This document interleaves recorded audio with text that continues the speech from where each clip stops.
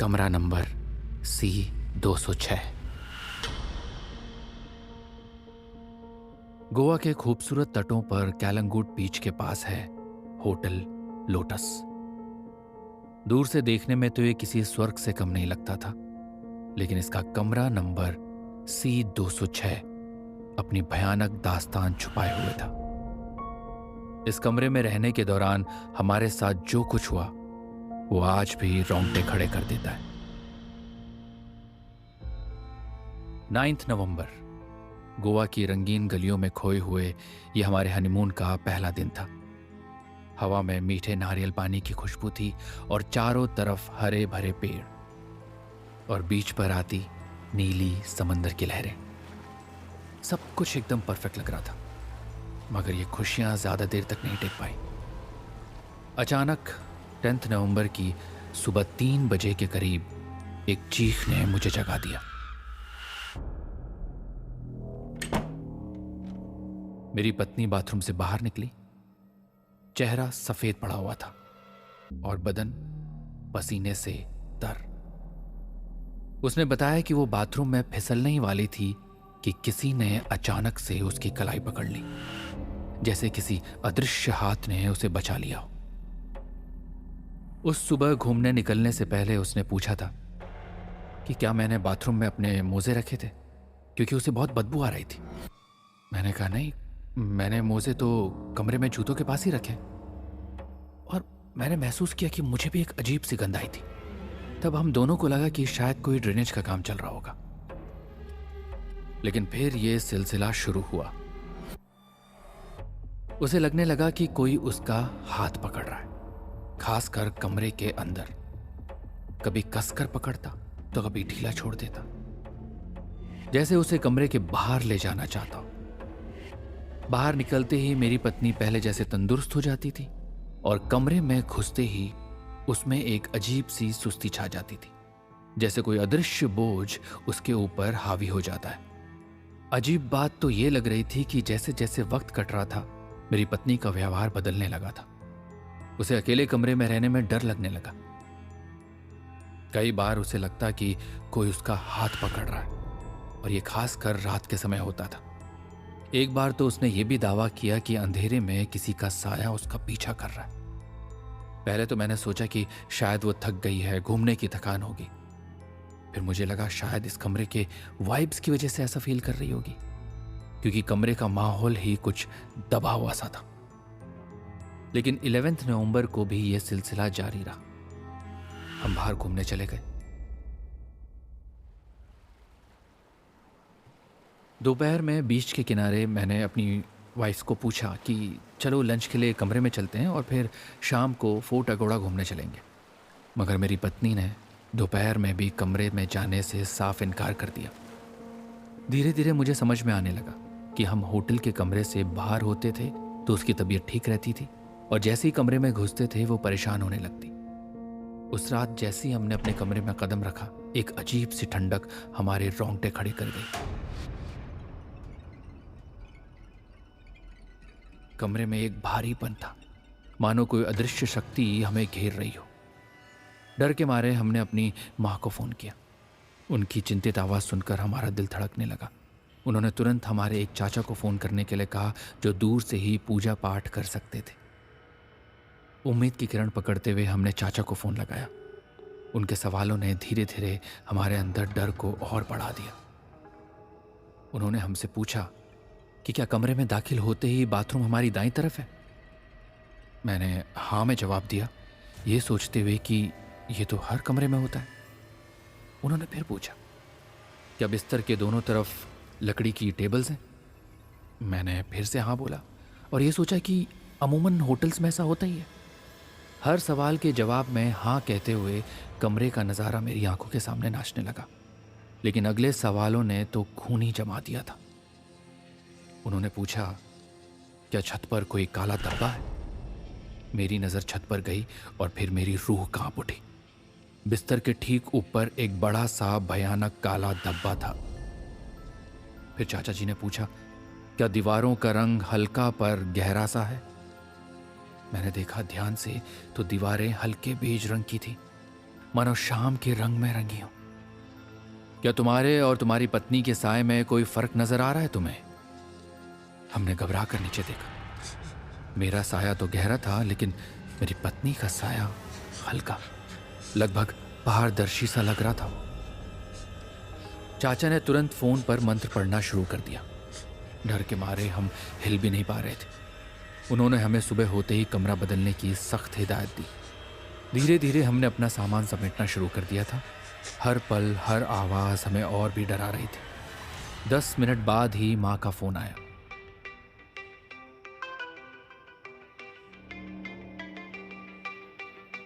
उनकी आवाज में अजीब सी कंपन थी, घबराहट थी।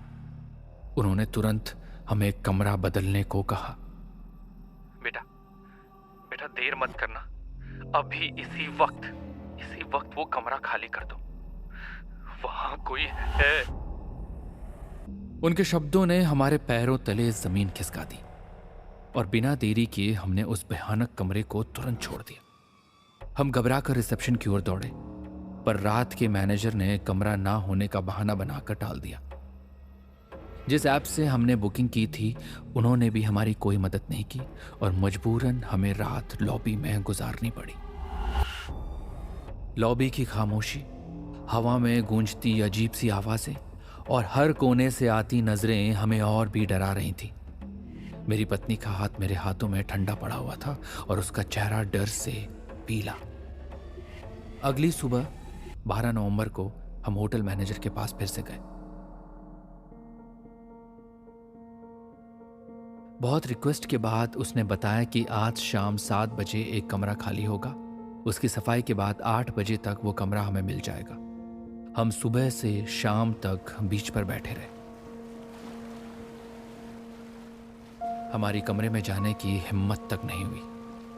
8 बजे के करीब हमें होटल से फोन आया कि दूसरा कमरा खाली हो चुका है और वहां की सफाई हो चुकी है, हम शिफ्ट कर सकते हैं। हम अपने पुराने कमरे में सामान लेने गए। कमरे में घुसते ही एक अजीब सी गंध ने हमारे नाक को छुआ, मानो हवा में धूप और मिट्टी की खुशबू के साथ कुछ बासी और कुछ सड़ी हुई गंध भी मिल गई हो। सामान ले जाने के लिए होटल का स्टाफ आया, जो पिछले 3 सालों से वहां काम कर रहा था। डर के मारे मेरी पत्नी ने आखिर पूछ ही लिया, भैया क्या इस कमरे में पहले भी किसी ने ऐसा कुछ फील किया है? वो स्टाफ पहले तो टालता रहा, पर फिर उसने बताया कि 2 महीने पहले 10-12 दोस्त वहां आए थे और उनमें से 2 लड़कियां C206 के नीचे वाले कमरे में रुकी थी और उन्हें भी ऐसा ही कुछ महसूस हो रहा था और उन्होंने भी अपना कमरा बदलवा लिया था। यह सुनकर हमारा डर और भी बढ़ गया और अचानक वहां बिजली चली जाती है। पूरे वातावरण में अंधेरा छा गया। उस अंधेरे में हम सिर्फ एक दूसरे की सांसें सुन पा रहे थे। मेरी पत्नी मेरे पास सिमट कर रोने लगी। डर के मारे मैंने उसे गले लगा लिया और कहा, देखो देखो चिंता मत करो, मैं हूं ना, मैं हूं तुम्हारे साथ। किसी तरह हम तीनों फोन की टॉर्च के सहारे नए कमरे में पहुंचे। रात भर हमारी नींद उड़ी रही।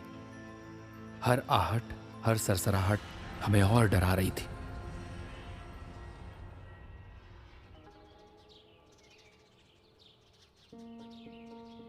अगली सुबह नाश्ते के दौरान मेरी पत्नी का जरूरत से ज्यादा खाना मुझे और भी बेचैन कर रहा था।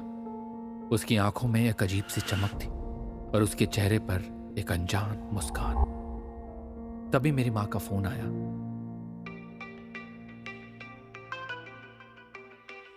और उन्होंने हमें वापस मुंबई आने को कहा।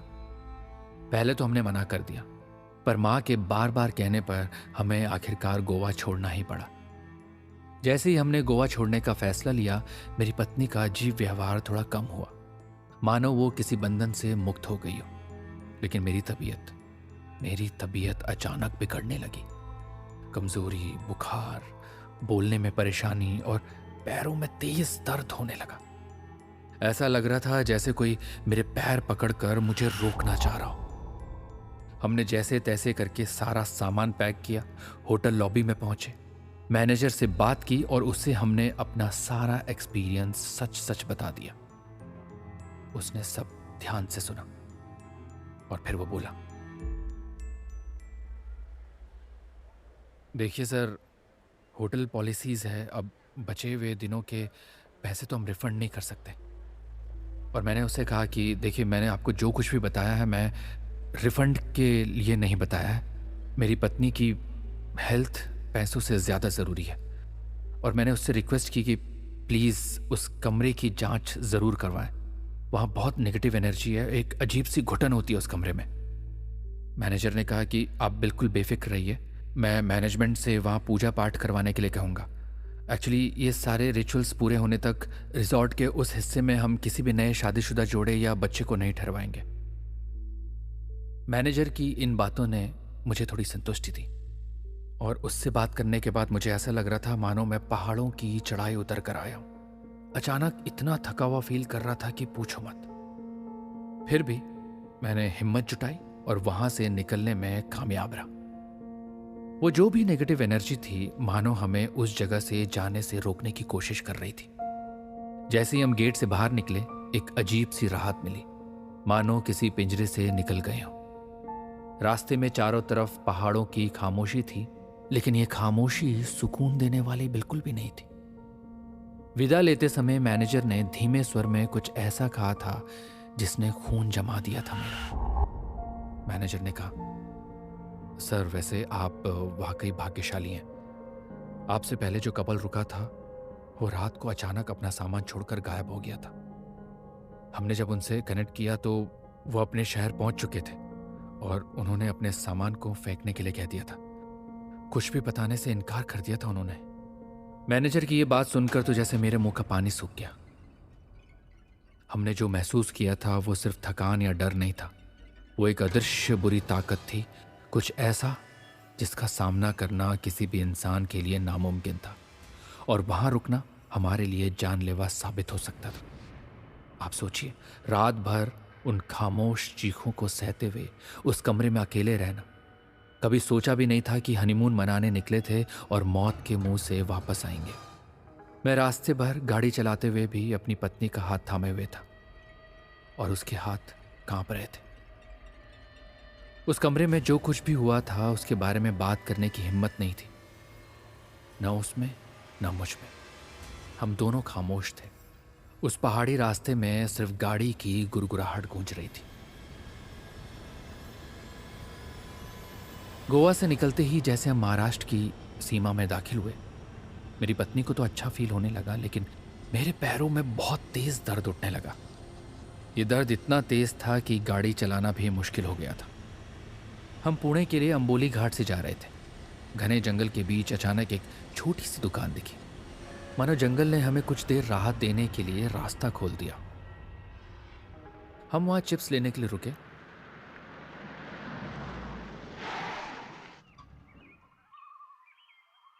और मैं वहीं एक सिगरेट पीने लगा। उसी दौरान हम दोनों ने देखा कि वहां एक कुत्ता था जो एक पट्टे से बंधा हुआ था, लेकिन वो कोई आम कुत्ते की तरह नहीं भौंक रहा था। उसकी भौंक एक खौफनाक चीख की तरह थी, जो मानो सीधे हमारी रूह को चीर रही हो। मेरी पत्नी ने बड़ी सहमी हुई आवाज में मुझसे पूछा, ये आते जाते तुम कभी इस कुत्ते से मिले हो क्या? उसकी बातों में भी एक अजीब सी दहशत थी। मुझे लगा कि कुछ तो गड़बड़ है। वो दुकान जंगल के बीचों बीच एकदम ऐसे सुनसान इलाके में कैसे हो सकती? और वो कुत्ता, उसकी भौंक में एक अनजान हिदायत सी छिपी हुई थी, मानो वो हमें जल्दी निकलने की चेतावनी दे रहा। हमने बिना देरी किए वहां से निकलने का फैसला लिया। पुणे वापस जाते समय हमने चाचा को फ़ोन किया और बताया कि हम गोवा से निकल चुके हैं और उनके यहाँ आ रहे हैं। उन्होंने हमारे लिए प्रार्थना की और कहा कि गाड़ी संभल कर चलाना और कहीं रुकना मत। मैंने उनसे पूछा कि क्या उन्हें कुछ कमरे में दिखाई दिया या महसूस हुआ था क्या, जिसकी वजह से हमें कमरा बदलने को कहा और दूसरे दिन माँ ने तुरंत फ़ोन करके गोवा छोड़ने को कहा। उनकी आवाज़ फ़ोन पर थरथरा रही थी। उन्होंने जवाब दिया, बेटा घर आ जाओ, बाद में डिटेल में बात करेंगे, और अभी गाड़ी चलाओ, जो हुआ उसे भूल जाओ, ओके? उनकी घबराहट इतनी साफ थी कि मुझे कुछ ठीक नहीं लग रहा था। जब हम अपने चचेरे भाई के फ्लैट पर पहुंचे तो चाचा ने सबसे पहले गाड़ी से उतरकर प्रार्थना करने के लिए कहा। उन्होंने जोर देकर कहा कि ये जरूर करना। हमने उनकी बात मानी और प्रार्थना करने के बाद अपने चचेरे भाई के फ्लैट पर चले गए। मेरी टांग में अभी भी दर्द था। फिर मैंने एक गिलास पानी पिया, पानी से अच्छे से अपने पैर धोए और कुछ ही मिनटों में मेरा दर्द गायब हो गया। मैं बिल्कुल फ्रेश फील करने लग गया, मानो अभी सोकर जागा हूं, और 12-13 घंटे की ड्राइव की थकान बिल्कुल चली गई थी। मैं अपने सवालों के जवाब मांगने के लिए चाचा के पास गया, लेकिन वो पूजा में व्यस्त थे और मेरे भाई ने कहा कि उन्हें डिस्टर्ब करना सही नहीं रहेगा। मैंने उससे पूछा कि उसे कुछ पता है क्या, तो वो मेरा सवाल सुनकर थोड़ा हिचकिचाया, लेकिन फिर उसने मना कर दिया। हमने रात चाचा के घर ही बिताई और सुबह सुबह वहां से मुंबई अपने घर के लिए निकलने वाले थे। मेरी पत्नी चैन की नींद सो रही थी, लेकिन मुझे नींद नहीं आई। मैं सोचता रहा उस कुत्ते के बारे में, उस दुकान के बारे में जो बीच जंगल में थी, और उस कुत्ते की भौंक के बारे में जो हमें चेतावनी दे रही थी। हमने जो कमरा छोड़ा था उसमें क्या हुआ होगा, और अगर हम रुकते तो क्या हो जाता, और सबसे बड़ी बात, हमारे चाचा ने क्या देखा था जो उन्होंने हमें उस कमरे के बारे में कुछ भी बताने से इनकार कर दिया था। इन सवालों ने मुझे रात भर सोने नहीं दिया। हर सन्नाटे में उस कुत्ते की भौंक सुनाई देती थी मुझे, मानो वो आपको कुछ बताना चाह रहा हो।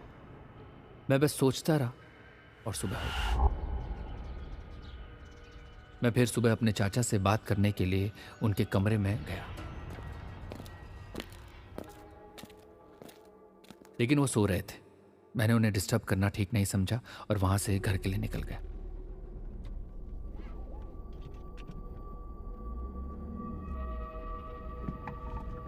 पुणे से निकलने के बाद गाड़ी मानो खुद को तेजी से दौड़ा रही थी।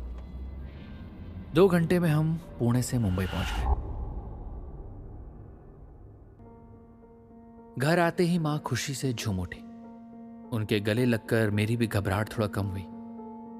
घर आकर भी कहीं ना कहीं मन थोड़ा स्थिर नहीं था, तो मैंने अपने चाचा को फोन लगाया और उन्हें बताया कि हम घर पहुंच गए हैं और अब सब कुछ ठीक है। हिम्मत करके मैंने चाचा से फिर पूछा, चाचा जी अब बताइए ना कि आपने उस होटल रूम में क्या महसूस किया था। चाचा ने उधर से कांपती हुई आवाज में बोला, बेटा, मैंने देखा जब तुम मुझसे बात कर रहे थे तब एक आदमी तुम्हारी पत्नी के बिस्तर के पास बैठा हुआ था। वो घूर रहा था एक अजीब सी मुस्कुराहट के साथ और खून से लथपथ था। मेरी पत्नी जो मेरे बगल में खड़ी थी उसकी सांसें अटक गई। चाचा की आवाज और भी धीमी हो गई, और बेटा, वहां एक औरत और थी सफेद लिबास में। वो तुम्हें पकड़ने आई थी। सुबह सूरज निकलने से पहले वो तुम्हें कमरे से बाहर नहीं जाने देना चाहती थी। उसके ठंडे स्पर्श को तुमने महसूस भी किया था। शायद तभी तुम बेचैनी से तड़प रहे थे। कुछ देर तो सन्नाटा रहा, लेकिन फिर चाचा ने आगे बताया, तुम लोगों के निकलने के बाद भी वो तुम्हारा पीछा करते रहे काफी दूर तक, लेकिन अचानक वो रुक गए, मानो कोई अदृश्य सीमा उन्हें पार करने से रोक रही। उनकी आवाज में एक खौफ था जिसे शब्दों में बयां नहीं किया जा सकता था। कुछ दिनों तक ये खौफनाक सफर हमारे जहन में घूमता रहा। हर रात नींद में उस औरत का ठंडा स्पर्श महसूस होता रहा, मानो वो अभी भी हमारे पीछे ही हो। फिर धीरे धीरे जिंदगी पटरी पर लौट आई। हमने फैसला किया कि इस भयानक अनुभव को भुलाने के लिए इस बारे में बात नहीं करेंगे। मैं 5-7 बार गोवा घूम चुका हूं, लेकिन ऐसा कभी नहीं हुआ था मेरे साथ। ये पहली बार था और आज भी हमें गोवा जाने में डर लगता है। अगर किसी रिश्तेदार या दोस्त का गोवा जाने के लिए प्लान बनता तो हम उन्हें सिर्फ एक ही बात कहते कि होटल लोटस में मत ठहरना, वो जगह हॉन्टेड है। लेकिन रात के सन्नाटे में कभी कभी सोचता हूं, असल में उस औरत ने मुझे छुआ था क्या, या वो आदमी अभी भी वहां बैठा होगा, किसी और को घूर रहा होगा, ये ख्याल अब भी मुझे डराते हैं। सच तो ये है, शायद हम सचमुच उस जगह से कभी नहीं निकले।